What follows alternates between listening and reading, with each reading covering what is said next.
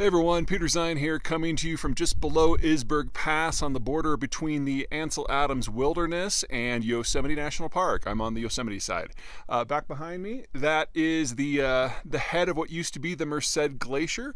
I've always liked this part of the park because it has some fascinating geology and almost no one comes here. Isberg is the least visited of the major passes. Anywho, today is day 4 of my backpacking trip, and all of those of you who backpack semi-regularly know what day 4 means. It means fresh socks. And so on that topic, I thought today would be a great time to talk about chemical and biological warfare.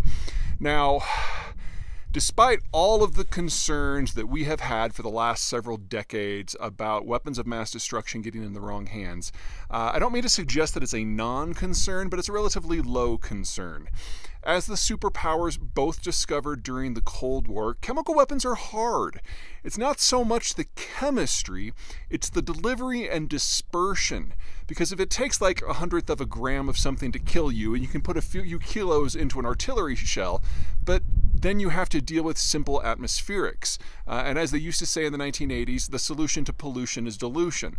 And so you really need, if you want high casualty counts with chemical weapons, to disperse it in an area that is contained, like a building.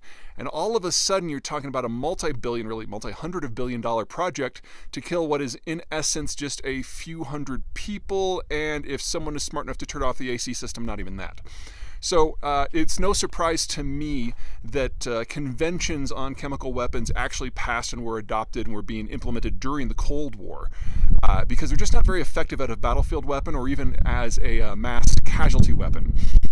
There is a little wind here. I'm using my fancy microphone, and if that's a problem, well, you can just skip to the next video, which will be even windier.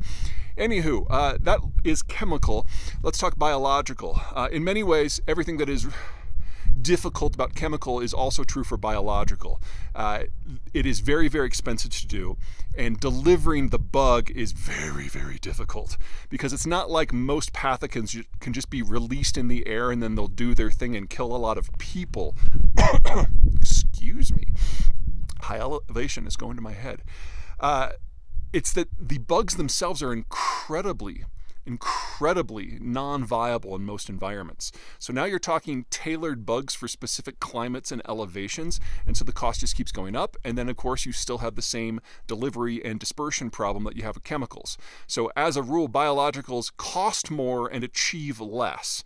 Now, there are a couple of exceptions to these general rules, and it really comes down to fear and terror attacks.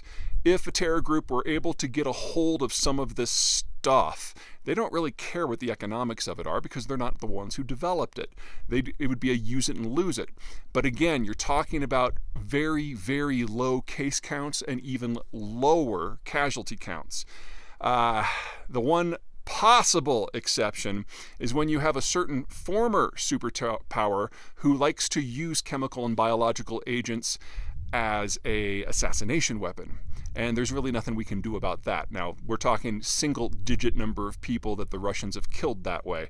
So, should you be concerned? You probably should reserve your caution for something that has a lot more likelihood of happening, like being killed by a vending machine.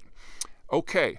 That's it from me. Tomorrow's day 5. Day 5 is a very exciting day for backpackers because that's the day we get new underwear. No, we don't. Until next time.